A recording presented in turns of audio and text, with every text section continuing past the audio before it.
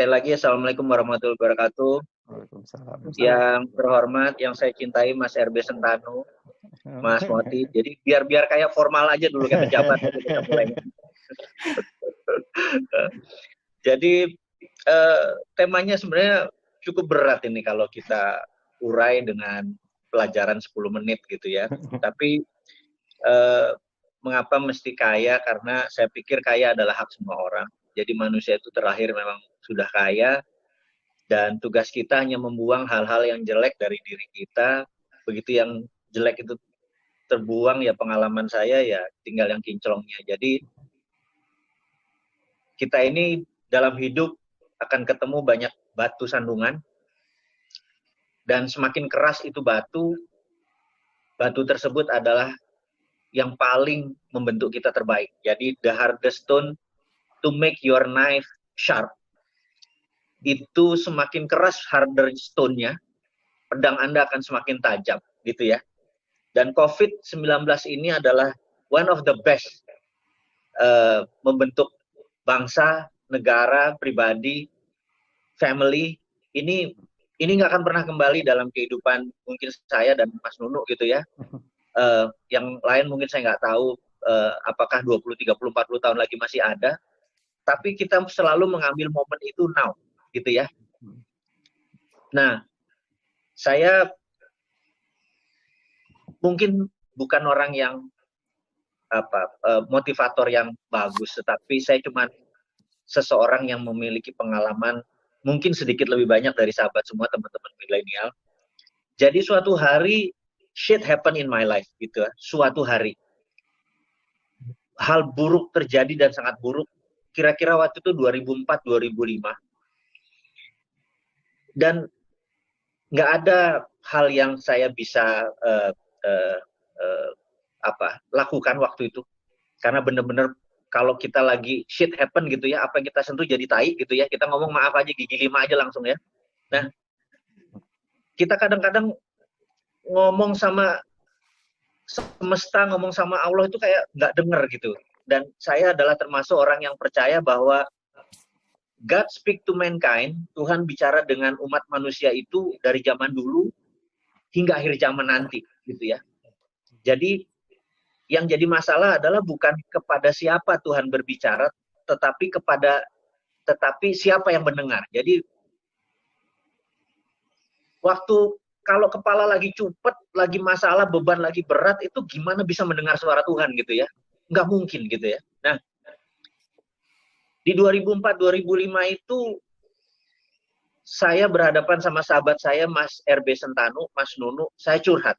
2004-2005 itu di Hotel Le Méridien di jam 8 malam, saya ingat banget, di depan kolam renang. Nah, benar ya Mas Nunu ya? Saya menceritakan masalah saya, money changer saya kerampokan, pabrik saya kena bencana, asuransi nggak bayar, beruntun abis-abisan gitu ya. Dan partner saya yang money changers ini anak orang kaya, dia melakukan kesalahan, terus dia ngabur. Sehingga uang yang dia rugikan itu saya harus menanggung, dan angkanya 9 digit. Berat rasanya. Saya menanggung kesalahan yang orang lain buat gitu ya. Saya mau maki-maki dia, tetapi yang jelas 90 orang lebih investor itu mengejar saya gitu. Saya curhat ke brother saya ini Mas Nunu, yang mungkin teman-teman hari ini bisa ambil hikmahnya dari kata-kata beliau. Kata-kata beliau sederhana. Mas, bisa nggak Anda, kan saya cerita, wah yang namanya Y itu kurang ajar, dia mengkhianati saya, dia bawa lari, terus dia ngabur, terus sekarang saya bertanggung jawab atas perbuatan dia gitu. Mas Nunu, saya ingat sahabat saya ini, saya hormati banget karena beliau teman di kala duka. Jadi terbaik-baiknya teman adalah teman di kala duka gitu ya. Friend indeed is a friend indeed gitu ya. Beliau cuma menasihati kata-kata yang sederhana di kolam renang itu malam itu.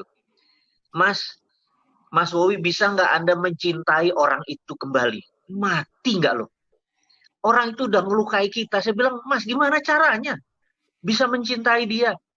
Kamu harus membayangkan dirinya seakan-akan kamu ada dia di depan kamu, kamu ajak ngobrol, kamu kirim doa, kamu penuh kasih, sampai kamu hilang perasaan benci kamu ini, marah kamu ini, wow.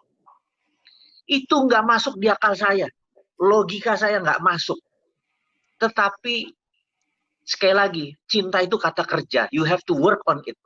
Ikhlas itu kata kerja. You have to work on it, gitu ya. Itu kata-katanya Mas Nunu. Jadi saya pikir, oke, saya akan buktikan bahwa cinta itu kata kerja. Jadi saya akan bekerja. Jadi setelah sholat, sore, malam, hari, kapan saya ingat dia, saya cuma mengirim kasih, mengirim cinta, mengirim keikhlasan. Dan itu nggak masuk akal saya, sampai suatu hari 3 bulan kemudian ada kretek di hati saya sampai bilang, gila, gue kangen banget sama dia, gue sayang banget sama dia, gue ikhlas banget. Udah, titik itu benar-benar saya udah lupain aja. Udah, habis itu berjalan kehidupan. 1 bulan kemudian dia datang di depan saya dan saya peluk dia. Tahu nggak dia bilang apa? Gue bayar semua apa yang telah gue perbuat, tapi gue bayarnya nyicil dan gue bertanggung jawab. Sampai kaget gitu ya. Kok bisa ya berubah ini semua? Nah, itu the power of ikhlas. Dan itu benar-benar kata kerja. Dan sampai sekarang saya ingat pelajaran Mas Nunu ini yang mungkin hari ini teman-teman semua bisa mengambil hikmah pelajarannya bahwa pandemik ini, cintai dia. Sayangi dia. Ikhlasin semua ini, Anda menjadi orang yang baru. Tidak lagi menggenggam masa yang lalu gitu ya.